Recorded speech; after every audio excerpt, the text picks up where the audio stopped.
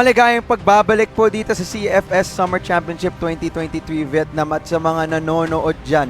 Noong 1521, pumunta si Magellan dito sa Pilipinas. Pero si Lapu-Lapu, he did not give up.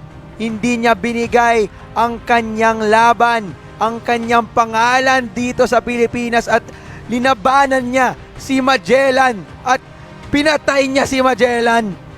At he was able to defend his name and his country. At ito ang ginagawa ang Pacific Macta ngayon, especially now that we will go into this map 2, no, Salvatore? Yun nga, talaga, indeed. Thanks for that history lesson. Paalala lang na walang bumabagsak na Pilipino. Sa mga kwento natin, lahat yan panalo. Tama. Kaya kung panalo yung Macta sa kwento natin, panalo din sila dito. Oo, tama ka dyan, partner. Ngayon, map 2, it is a different map. Port, sinabi natin bago yung break, no, that it is Pacific Macta's best map when it comes throughout this whole Crossfire tournament.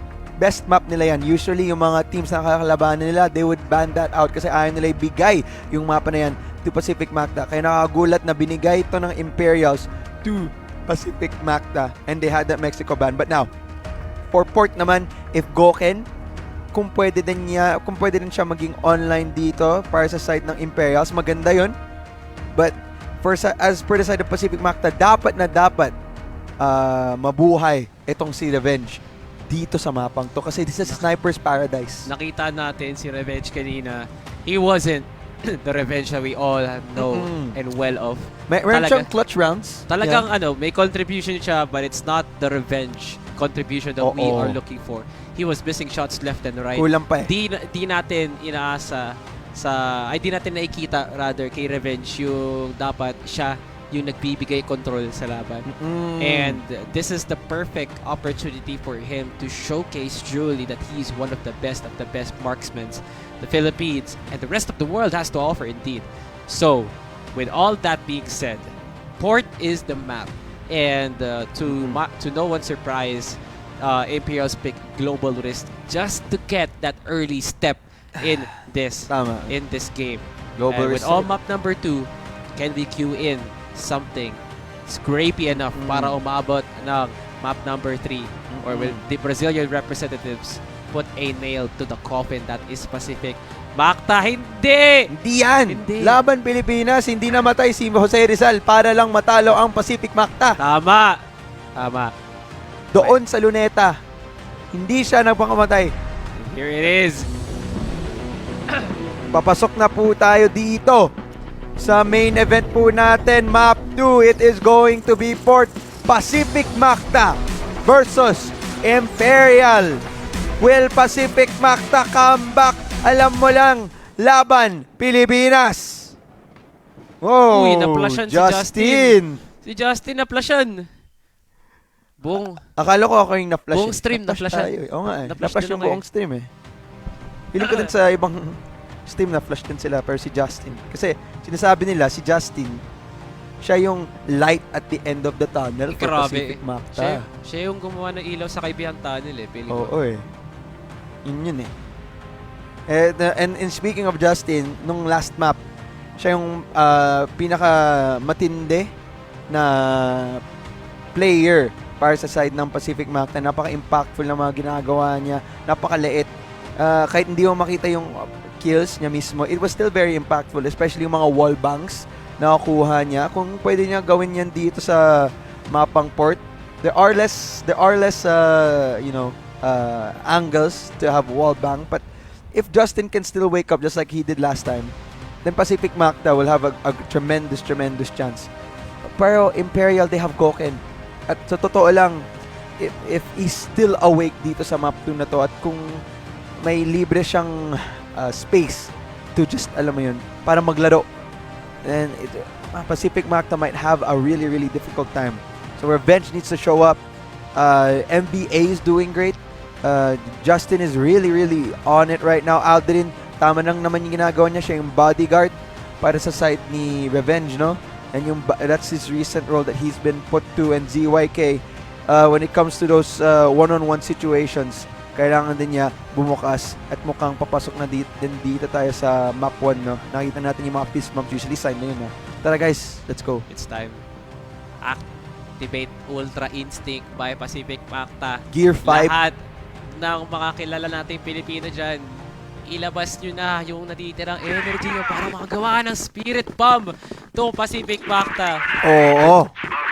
Smoke grenades na tapon po dito sa mid area sa bridge para lang i-deny po ang impormasyon. Ito ay usually ang standard play na ginagawa ng Pacific Macta. Pacific Macta, everyone is using 8 Rs. No marksman here. And Ryuza will be taking the first casualty. That is Revenge. 4v5, still madness and action here at midside. But Justin taking down some shots here. With the rest of the members of Pacific Macta looking towards a possible B push. But I don't know if that is the correct call indeed, because Imperial is already taking control of B site.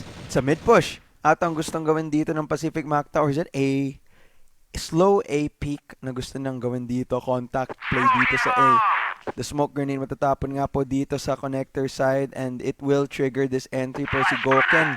Ang unang line of defense! He just damaged MVA, pero hindi siya nahulog. Gets a flash, and ADRF gets the head glitch that he wants. Here comes the shots from LKK. It took long, but it took easy for Imperials. 1-0 as they strike first. Yan yung sinasabi natin. Naturally, global decided talaga tong mapang to, and as a side for Goken, it was the perfect sniper angle for him in that type of situation. That's what a site is all about. He's still staying in that area. Maganda ang initiative ng ginagawa dito ng Pacific Macta para i-take yung mid, but when it came to the execute, napakahirap labanan niyang sniper player na yan, especially kung ang pangalan niya ay si Gozen. This time around, Revenge switches up to the sniper. Let's see if he'll be able to find the pick-off na kailangan nila! Goken still winning the responsibility of him being the most dominating sniper in this game. He still bears the title so far. No one from Macta is able to dethrone him. But now Pacific Macta looking towards a push here, going towards B. But this is going to be hard. Fefej is already right there. Tsaka tatlong member ng Imperial nakabantay na dyan sa sa B-site dito naman, papuntang mid posible, pero dalawa na din sila dyan Especially at the side ni Justin. Kalaban si Ryuzao, but damage has been done. Goken will not find the possibility that Justin might be on top. Forced to back away na din po siya dito. Papunta na balik na siya dito sa A. Baka gusto pa din i-push ng Pacific Macta to. Sabihin nila, alam namin pa there to, but let's break the walls down. Hindi. Bumalik ulit sila dito sa B-side. Pacific Macta, 4 members going inside B. Sama-sama na sila. Sama-sama. Fefej, nahuli. Here comes the defense mechanic from Imperial. Justin. As it is a desperate move. 3 equal members for Macta and Imperial. Justin, ang ganda ng pagpasok. The call of the C4 has now been upon Pacific Macta, with MBA already taking some good cover from the bomb itself. This is a good setup. The smoke is just stopping Imperial to making a push. Kalma lang. Hindi nila alam kung nasan si Justin. Tingin sa likod. Wala silang mata sa likod. Justin and MBA gets one for their own, and Revenge now finishing it off. Muntik pa nga. Diyos ko po. Nakita mo ba ginawa ni Revenge? Tumalon siya sa ulo ni Goken. So sinabi niya, sige nga, tamaan mo ako. Ginawang Mario ba naman eh? Oo eh. My God. Okay, Revenge early peek. He gets the lineup seen from Rizal. Definitely smokes down mid. So that is good sign for Imperial to not get the push that they want. Let's deny Ryuzao almost getting taken out by Revenge. Not much significant. Revenge taking his chances here. Possible. None have been successful. It is possible. Pero ngayon, sa side ng A, if they do want to execute this, they need to neutralize Goken with a flashbang. And then the follow-up utility needs to be perfect kung gusto nila i-neutralize or ibaba ng impact to si Goken dito sa A long side. Smoke grenade is starting to be thrown. Maybe that should trigger the execute. Flash grenade, tinatapon niya. Ito yung sinasabi ko. But Justin gets the trade! Kahit pa paano, sa wallbang din niya.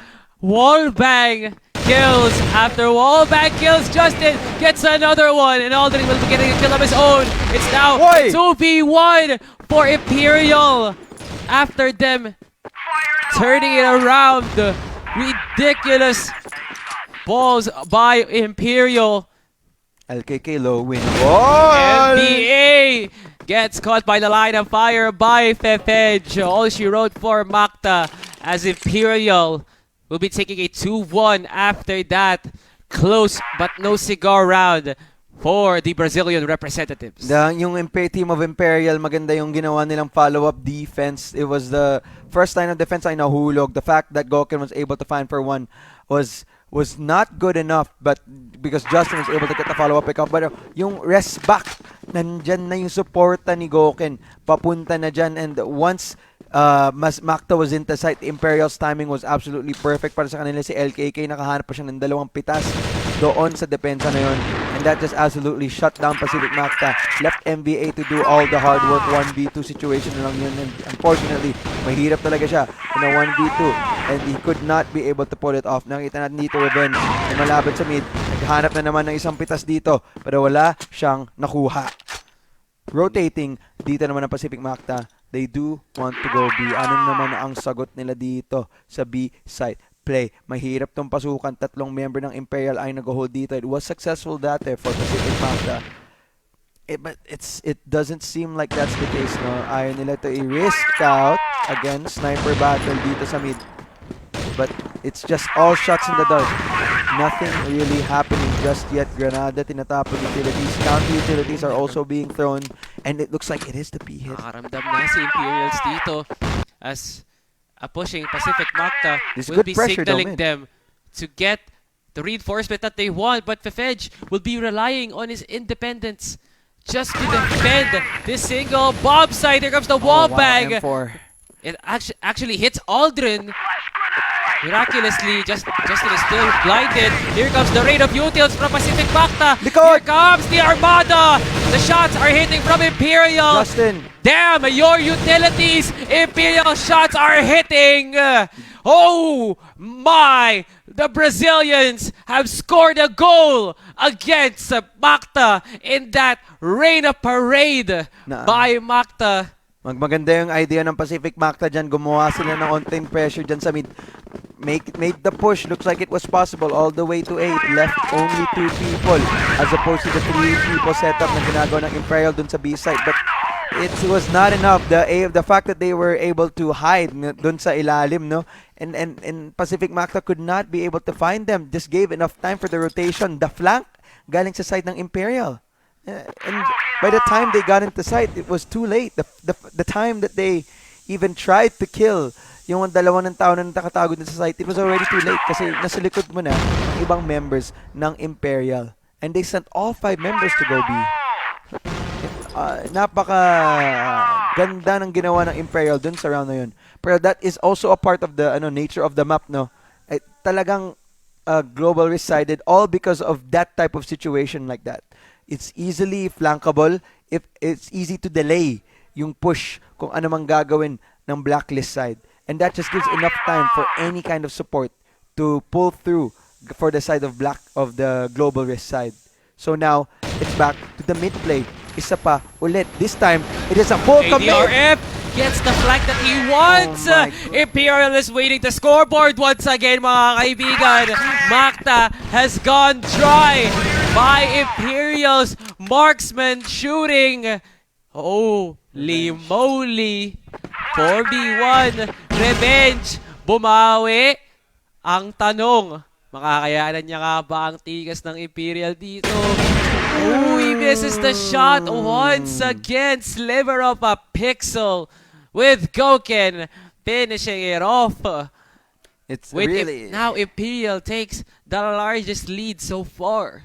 It really is napaka tindi ng depensa ng ginagawa ng Imperial dito. Kung akala mo may opening ka na, kung akala mo may potential entry ka, wala, shutdown talaga nila kasi may isa pang tao that coming from the support from Imperial.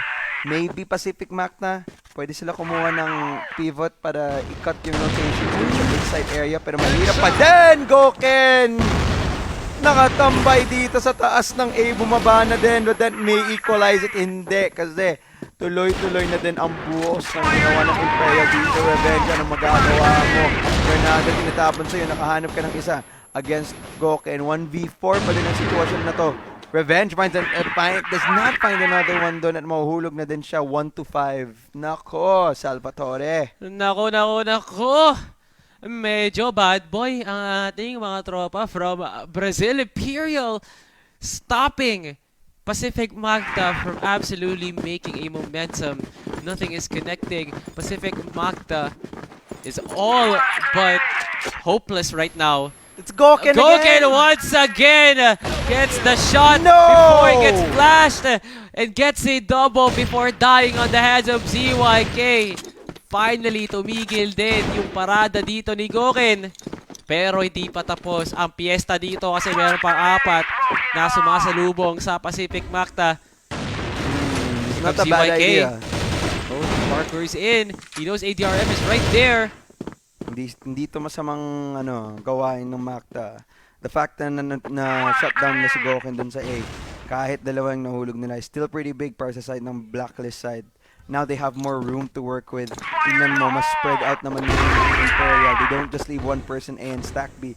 Now they have to split and have 2 people dun sa A side nila para sa side ng Imperial. So this does create openings. This does create opportunities for Pacific Macta kahit dalawa ang nahulog dyan. Smoke grenade, tinapon dito sa mid.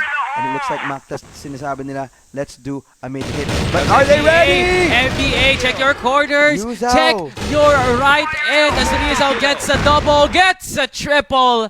Rizal and Goken carrying the backside of Imperial. It all came down to that like clear. it's a feast of honor, and they're carrying the greatest meal that has ever served here in this game. 6-1, 5 ang lamang ng Brazil dito, mga kaibigan. Pwedeng bumalik pa to. Aking mga kaibigan na nanonood dyan sa bahay. Laban lang ang papakitaan dito ng Pacific Macta. Maganda yung idea nila. Pero mukhang hindi nila uulitin. They will not contest the A long area once more. This does heavily fortify the other side and yung mid side ng side of Imperial. So, it looks like they want to do another mid-heavy play. Siguro pumuntang A short, i-flash out yung A long, or pumasok dito sa mid. Pero mukhang hindi pa naman.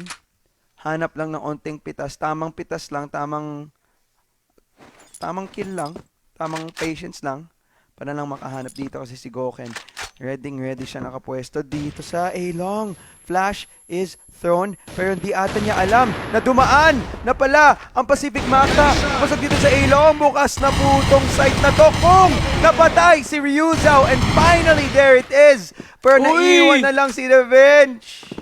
Yung pagkakataon, sana lang Macta makabawi. Tinanggalan ng karapatan ng Imperial. Uy, isang bala na lang si Revenge dito. Mala FPJ lang, pero hindi sa kalaban para sa sarili ni FPJ. Literal. Imperial, they only need 1 shot to connect. Just use your pistols if you want. But Revenge does have this sort of advantage because they're just waiting for 2 members to push. He has boxes covered. He has the whole site covered. But the question is, how will this fan out for the bomb plant of Revenge? Is he aware? He's gonna see Revenge on this one. Tingin! Kaulit, Uy, Revenge! hindi na siya tumigil. He rotated his eyes. Here comes Revenge going down. The timing. Yung timing hindi pabor sa kanya. Oo sayang yun. Galing sa side ng Revenge. Yung entries ng Pacific Macta dapat mas malakas pa dyan. Kasi you can't rely on that pivot to be able to backstab the people doon sa site. Kasi kailangan nila mag-cut ng rotation. Once his location is revealed, mahirapan na siya mag-cut off ng rotations pag galing dun sa mid. And it was a good plan. Especially dun si NBA nandun sa mid. But unfortunately, his position was revealed too early. Pero si Justin, nahanap niya ang unang pitas. This time around, magandang sign yan para sa Pacific Macta. Now Rizzo's down. The change of pace for Imperial will be the death of them as their leading scorer is now down. But still Goken in as well as LKK is still alive. Imperial can still make play out of this. Is this a boost play or just a pick off? Here comes Aldrin. He wants to make something happen here just to get the pick off that they want here at B. Okay. Lang nahanap. Kalmado lang. Kalmado pa rin si Chill Pacific lang Macta. tayo. Oh, It's there's not... MV is right there. Okay. So at least some shots will rain down in a few seconds. Maganda 1 yung minute basa. and 20 seconds na lang ang pagitan dito between Imperial and Macta. Time is still the friend of the Filipinos. Meanwhile, Imperial still sticking to their roots. They know they have this in the bag. Spoken. That's why they have only sent one person here defending down long. Multiple utils have now been called on for both Ang daming sections of Pacific flash. Macta's members on A and B. Cannot do absolutely anything. Now forces 2v2. Multiple members of GM is now down. Finally a trade 1-for-1. 2v1 up against MBA. With a healthy Fefedge on hand, what can MBA do? Lumaline up na. Lumaline up, hindi tumatama kay ADRF. Isang bala na lang siya, hindi pa rin Aggressive. tumatama. Kung lumipat ang pistol, hindi pa rin sapat. Fefedge finishing it off. Di pa rin nawawala ang laki ng lambang ng mga Brazilians dito. Oh my goodness, Pacific Macta. Mental reset malala. Malalang malala. Going to this second half, dapat perfecto ang global risk side nila. They need to have these defenses on lock. Kailangan i-hold dito ni Revenge dito sa A-long side. Kasama niya na din si Aldrin. It's like the same story, but dito naman sa mid area, it's a different story. Si Goken nahanap na si GYK. Yung libro lang yung kinukuha ng Imperial dito kung paano paslangin si Pacific Macta. Mode of Death, Electric Chair. O gilid. Gilid sa likod. Oh! And Pacific Macta are just crippled to the waist below right now. Unti na lang talaga buong katawan. Pilay na. Aldrin, ano magagawa mo dito? Kasama mo dito si Revenge. Will you be able to hold out this A peak side? Kasi mukhang gusto nila to i-pick. But it is not going to be as it is B and MBA. Kailangan niya maghanap dito. The timing will be perfect for him if ever they just decide to cross him. Goken gets spotted. Here comes Goken with the push. He still manages to win that. And now Goken and the rest of Imperial will be looking for a rotate towards at least B site, if I'm not mistaken. Hey, I think they're going back mid. This is good. They're now getting mid control. Revenge is right there. Ooh! Teka lang. Timing. Walang maiinis. Walang mainip. Saktong-sakto lang. Kalmado lang. Testing lang. Pacific Macta playing around the time. 53 seconds left. Smoke There grenade. goes the util onto mid double. It is going to be an A hit. As they now rotate towards A. It's just Aldrin that's right there. What can he do? Revenge is on the top side. Is this a good enough defense? Nice smoke by Imperial as Revenge gets blinded. What a time by Imperial to push. Nako, Goken. Napakatindi ng impact niya dun sa round na yun. He was able to find the 2 initial pickoffs na... sa totoo lang, di ko alam paano niya napatay si ZYK nung sitwasyon na yun. He was through the smoke. This Goken player is absolutely going crazy right now. Pero nako, Pacific Macta, kailangan nyo na. Ipakita nyo ang tunay nyong lakas. Ilabas nyo na si Joy Boy. Gear fight nyo na yan. lahat na ng gamitin nyo. Super Saiyan Blue, Super Saiyan Red, Super Saiyan Gray, Super Saiyan Silver, lahat na ng Super Saiyan. Di ko alam kung tamang kulay yan, but they need to bring out their peak form para ibalik to. 9-1 map point na po ang Imperial dito. So, let's see. Ano bang pwede nilang gawin dito? Revenge is left here dito sa A long side. Naniwan na din si ZYK holding out the mid angle kasama ni Aldrin. Nagpapahanap ng tagos ng bala itong team ng Imperial sa mid, pero wala silang mahanap as the counter strike does come down. LKK nakakuha ng onting damage. MBA, tamang push lang din kay ADRF. Next pick-off will be LKK. Two members of Imperial now down. The hope of light for Pacific Macta is nearing their vicinity. This shuts down the push. The shutdown call for Pacific Macta is now successful and fully operational. ZYK gets a big pick-off, but still Imperial will be using their chances of Gokien to get another pick-off to even it out. If Pacific Macta gets caught, this is really bad. ZYK though holding. They need the numbers advantage. They need the numbers advantage, and they lost it. It's now equal 3v3. They needed the numbers just to make a last-ditch B push. Hirap na kayo ng Pacific Macta, but it's just Justin and Aldrin. That's just Justin. It's just Justin that's playing this around. Here comes Aldrin from the backside. But will it be on the right time? Aldrin just left as soon as Imperial entered to the vicinity. Justin, can you defend this on your own? Eto na si Aldrin. Right place at the right time. Justin gets Fefenge. Ryuzal shuts him down. And Ryuzal shuts him down both. Damn your numbers advantage. Imperial has now successfully planted the bomb. What can Revenge do? Here comes a two-man push. And Ryuzal stops down Macta's chances. 2-0. And map number 2 is all but domination by the Brazilian representatives. Imperials 2-0 Pacific Macta. Grabe, napakatindi ng pinakita dito ng Imperial nung map 1. It looked like Pacific Macta had a fighting chance, pero nung napunta dun sa map 2, tuloy-tuloy na ang momentum na kinuha ng Imperial galing sa map 1, and nakaka-heartbreak yan para sa mga Pacific Macta fans at sa mga nanonood dyan sa bahay. Nakaka-heartbreak din sa amin, sa mga nagka-cast dito sa Vietnam. Kaya grabe, napakatindi itong team ng Imperial and Pacific Macta. They need to win their next game if the groups go their way, if ever these teams start to lose dito sa bracket, there is still a possibility of a tie, but Pacific Macta needs to pull their part dun sa last game if ever.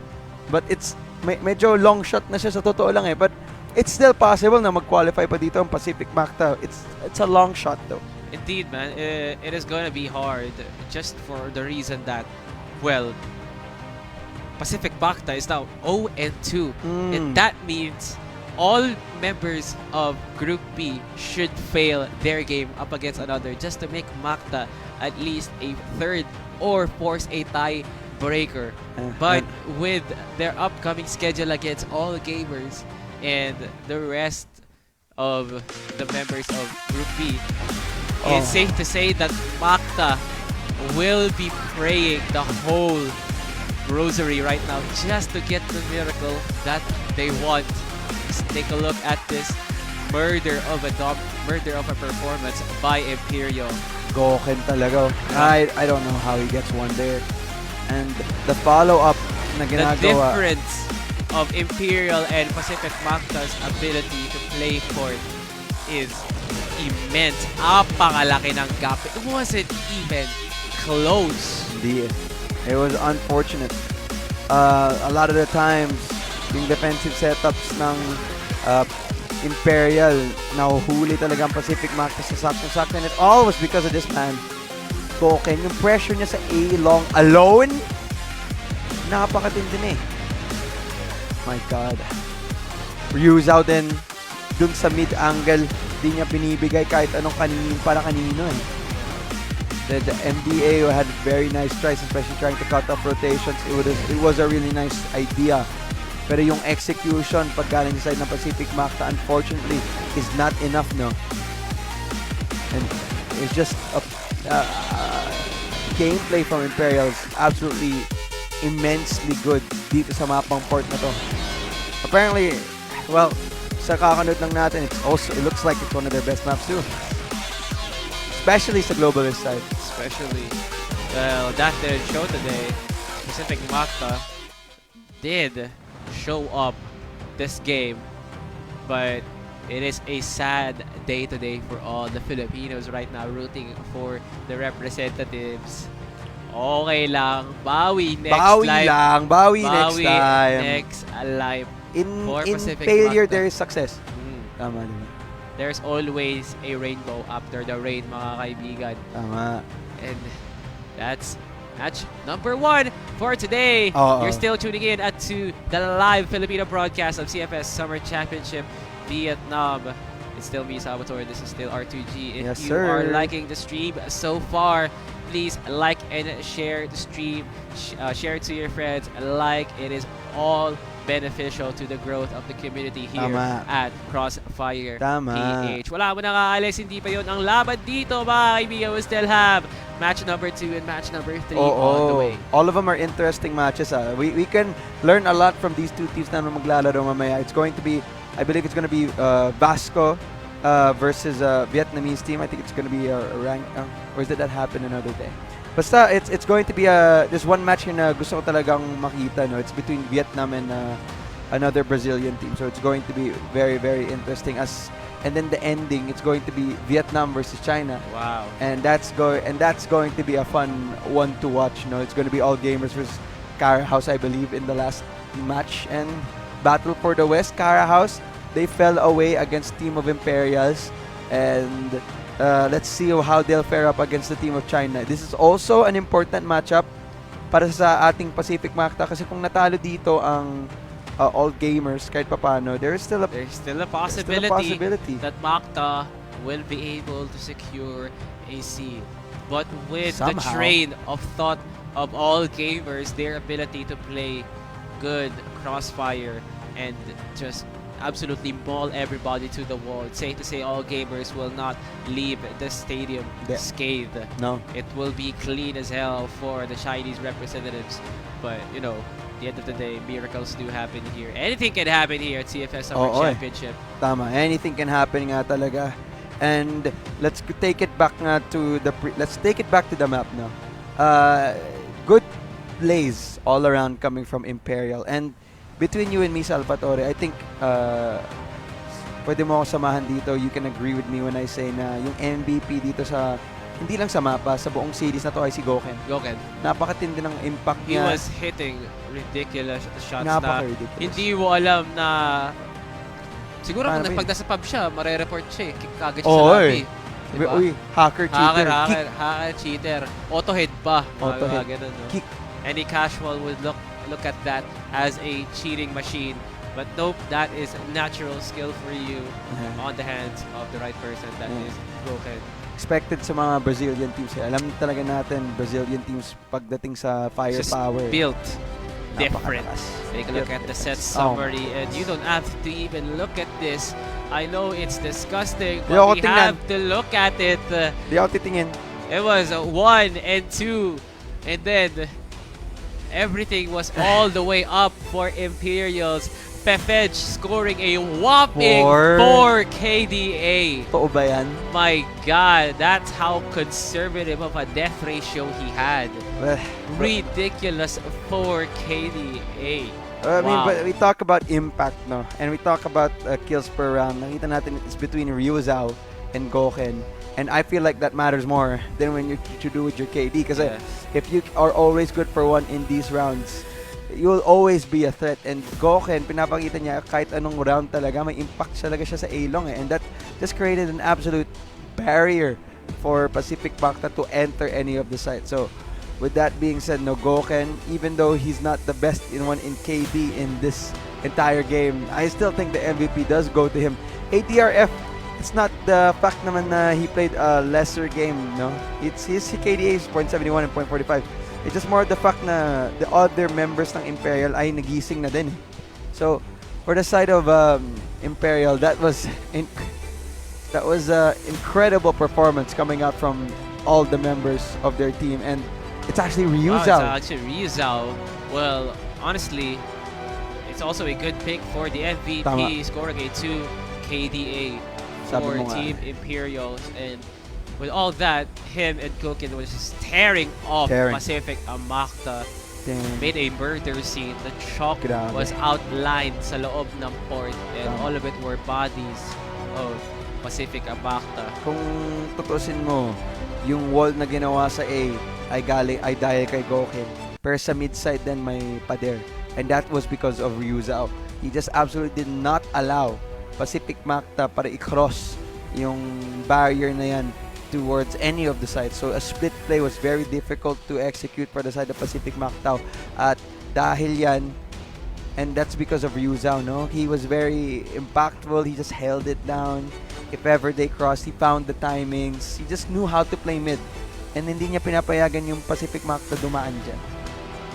So, well-deserved naman din yung MVP slot niya para sa kanya dito. And feeling ko shortly, we will be able to get interview with him. Pero ito yung match results. And napakasakit ko Walang tingnan. titingin sa set 2. Pipikit po ako dyan. Pikit na lang tayo, pikit. So, Ang 2-0 gipit. naman din nangyayari. It's just the other way around. Oh my goodness. Oh God, it is a sad day indeed. We will all remember the date of August 23, the Wednesday. Ako, nakakalimutan ka na. Totoo. Ako naalala ko pa rin. Ikaw It naalala is- mo, ako gusto ko nang kalimutan. Ang fresh pa sa utak Sakit. ko, the Pacific Macta incident. The Pacific Macta incident. Ay, grabe ba? Grabe talaga. It's all but a frown Eh, to everyone here talaga lang. at the studio, as well as Filipinos all over the world for Pacific Macta. Sa totoo lang. Yeah, sa totoo lang. Pero, with this being said, no, now that I think about it, at least dun sa groups, feeling ko Imperial is 2-1. They are done with all their matches dito sa group stage. Kahapon, nakalaban nila yung Cara House and they were able to win against Cara House. And then the day before that, nakalabanan nila yung AG, natalo sila. Pero this time today, napanalo sila against Pacific Macta, so that puts them on a comfortable spot of 2-1. So, ibig sabihin, yung last game natin mamaya between AG at yung Cara House is gonna be an important one. Kung nanalo pala ang AG dito, they will secure that spot doon sa top 2 actually, now that I think about it. So, unfortunately, now that I think about it, Pacific Macta, parang wala na silang chance mag-qualify dito sa playoffs, no? Absolutely, man. Because Pacific Macta needed a clean Mm-mm. round 2-0 just for them to rely on round differential Tama. and force a 3-way tie. Oo eh. And that would have been something that Pacific Macta wanted to have. And Pacific Macta all over the board was trying their best.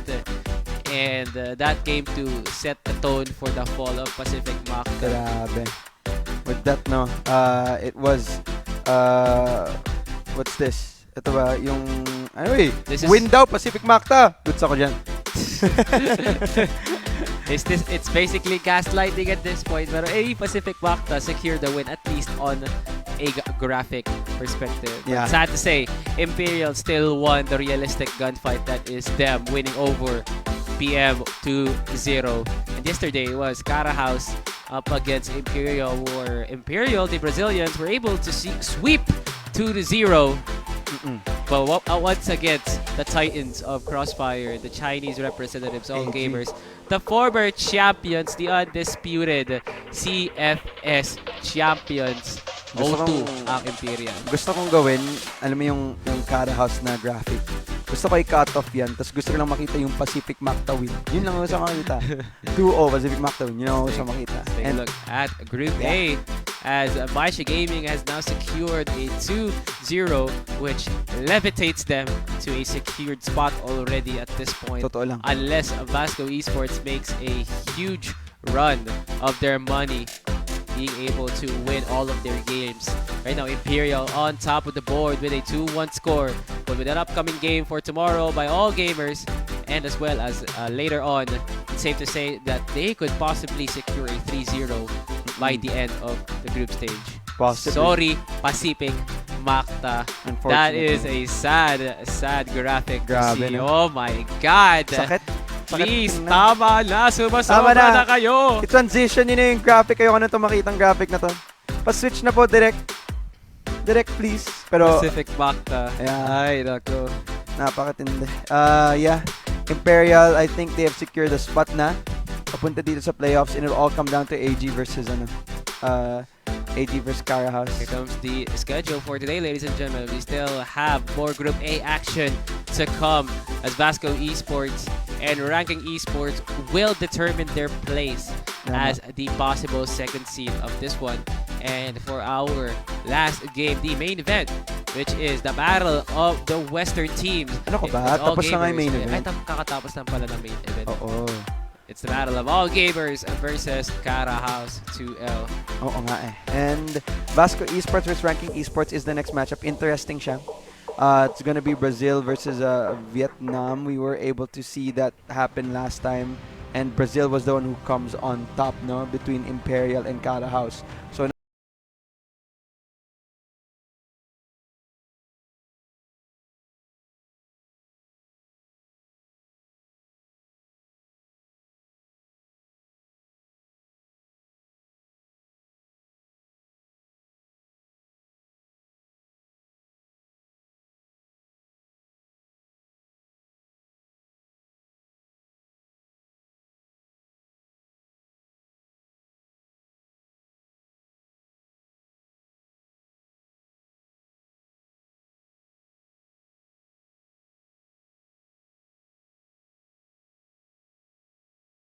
của Imperial và chúng ta lại được gặp gỡ nhân vật quen thuộc ngày hôm nay trên sân khấu MVP của chúng ta.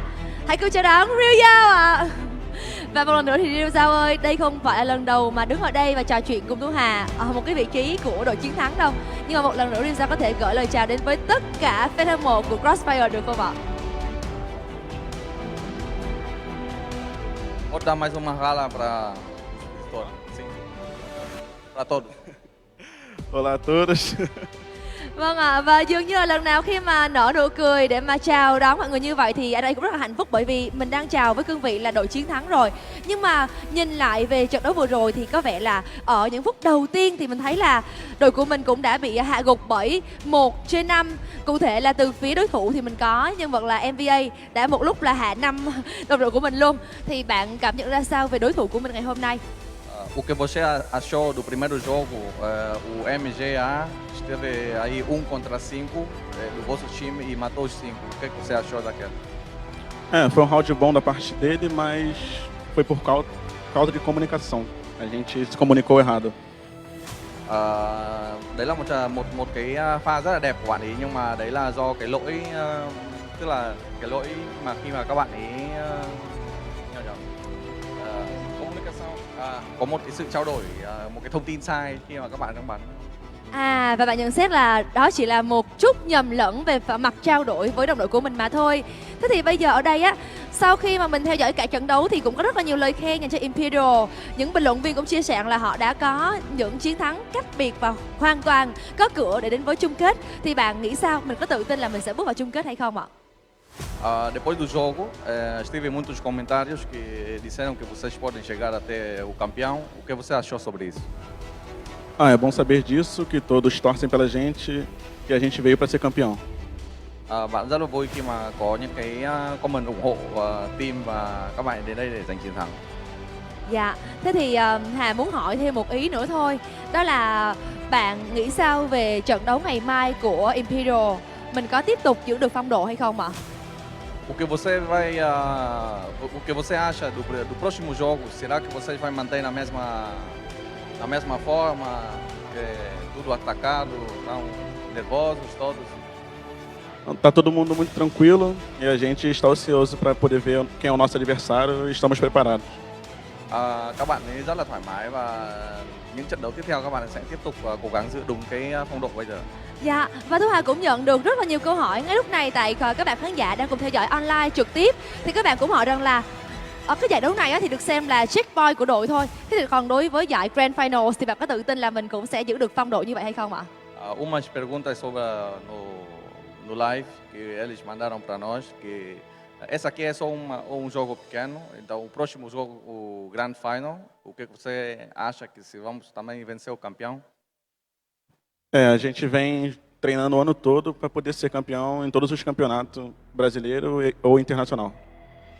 Các bạn ấy luyện tập để chiến thắng ở tất cả các giải đấu và kể cả giải Grand Final. Xin được cảm ơn rất nhiều và xin được chúc cho tinh thần của Rizal sẽ luôn luôn giữ vững được phong độ của mình, cũng như là xin được chúc cho Imperial sẽ còn giành được nhiều chiến thắng hơn nữa ở những vòng đấu tiếp theo ạ. Một lần nữa xin được cảm ơn các bạn rất nhiều ạ.